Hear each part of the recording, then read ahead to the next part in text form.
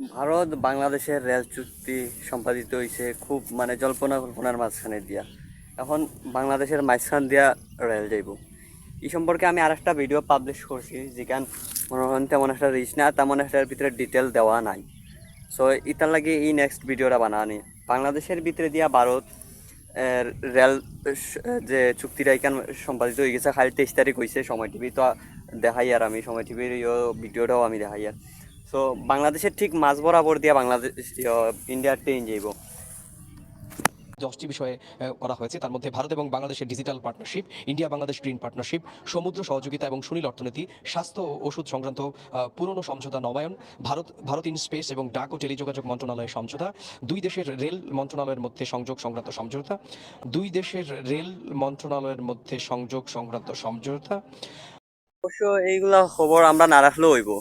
আমরা তো আছি বাংলাদেশ ক্রিকেটের খুব বেয়াল অবস্থা নিয়া, আর রাসেল বাইফারের আতঙ্ক গুমানি যান না রাইট, আমরা হি খবর লইয়া আছি। আর এদিকে ভারত প্রতিবেশী দেশ হইয়া হইয়া যে আমরা কতটা নেরগি আমরা তো হইতামও পারি আর না আমরা, অথচ নাগরিক চোখে দুলা দিয়া আমাদের তো কতটা নেরগি বাংলাদেশ তো ভারত।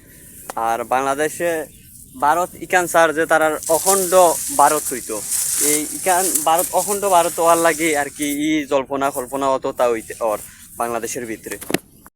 আমি এই কথাটা কিতার লাগে হইলাম, এই কথাটা যদি পুরা ডিটেল জানতে হয় তাইলে আমরা আবার পিছনে যাইতে হইব 1947 সালে, যেখান জওহরলাল পণ্ডিত নামে একজন যে বই প্রকাশ করছিল সাল 1947। তখন প্রকাশিত হয় Pandit Jawaharlal নেহারের Discovery of India বই। প্রকাশ পায় যে নেহরু সাহেবের যে অখণ্ড ভারতের স্বপ্ন, আর এই স্বপ্ন বাস্তবায়ন করার চেষ্টা হচ্ছে গান্ধীজি আরো মূল্যায়ন করে হয়তো এইখানটা রামরাজ্য, নেহরুর এই রামরাজ্য বা অখণ্ড ভারতের তান্ত্রিক নাম নেহরু ডক্ট্রিন।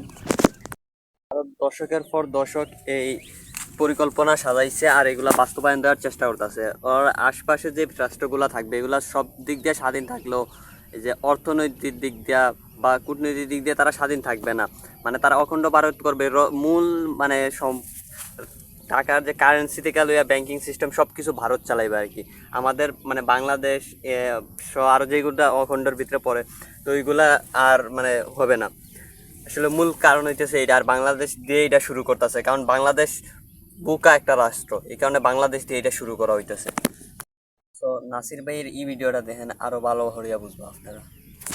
ভারত বাংলাদেশের মাঝে রেল চুক্তি সম্পাদিত হলো বেশ জল্পনা কল্পনার মধ্য দিয়ে। এখন থেকে বাংলাদেশের ভূখণ্ডের ভেতর দিয়ে একদম মাঝ বরাবর ভারতের রেল এক প্রান্ত থেকে অন্য প্রান্তে চলাচল করবে। অবশ্য সেই খবর আমাদের না রাখলেও চলবে। বাংলাদেশ ক্রিকেটের বেহাল দশা নিয়ে আহাজারি করতে করতে আমরা ক্লান্ত। রাসেলস ভাইপারের আতঙ্কে রীতিমতো ঘুম হারাম, অথচ নাগরিক চোখে ধুলা দিয়ে দেশ কতটা বিপদের মুখে চলে যাচ্ছে তা বুঝতে দেরি হয়ে যাচ্ছে না তো? আমি এই কথাটা কেন বললাম তা বুঝতে খুঁজতে হবে ভারত কোন প্ল্যানকে মাথায় রেখে প্রতিবেশী রাষ্ট্রগুলোর সাথে আচরণ করে। সাল 1947 প্রকাশিত হয় পণ্ডিত জওহরলাল নেহরুর বই ডিসকভারি অফ ইন্ডিয়া। বইয়ে আভাস পাওয়া যায় নেহরু সাহেবের অখণ্ড ভারত স্বপ্নের, যাকে গান্ধীজি আরো মূল্যায়ন করে বলতেন রামরাজ্য। নেহরুর এই রামরাজ্য বা অখণ্ড ভারত বিনির্মাণের তাত্ত্বিক নাম নেহরু ডক্ট্রিন। ভারতের স্বাধীনতার অন্যতম স্তম্ভই তত্ত্ব ও সর্বোপরি ইন্ডিয়ান ডক্ট্রিন নামে পরিচিত। এই তত্ত্ব বলছে ভারত অবিসংবাদীভাবে তার আধিপত্য বিস্তার করবে। ভারত মহাসাগরীয় অঞ্চলে ভারত হবে সব রাজনৈতিক ও অর্থনৈতিক কর্মকাণ্ডের কেন্দ্র। ছোট জাতি রাষ্ট্রগুলো সাংস্কৃতিকভাবে স্বায়ত্তশাসিত অঞ্চল হিসেবে থাকবে, কিন্তু রাজনৈতিকভাবে স্বাধীন থাকবে না। ভারত দশকের পর দশক ধরে তাদের পরিকল্পনা সাজিয়েছে এবং তৎপরতা বৃদ্ধি করেছে। প্রশ্ন থেকে যায়, এসব তৎপরতার উদ্দেশ্য কি তবে বাংলাদেশের গ্যাস ও কয়লা ক্ষেত্র দখল করা, উপকূলীয় এলাকার গ্যাস উত্তোলন নিয়ন্ত্রণ প্রতিষ্ঠা করা, ট্রানজিট পাওয়া, সড়ক রেল নদীপথের কানেক্টিভিটি পাওয়া, চট্টগ্রাম বন্দর সুবিধা পাওয়া, চট্টগ্রামের গভীর সমুদ্র বন্দর স্থাপন করা,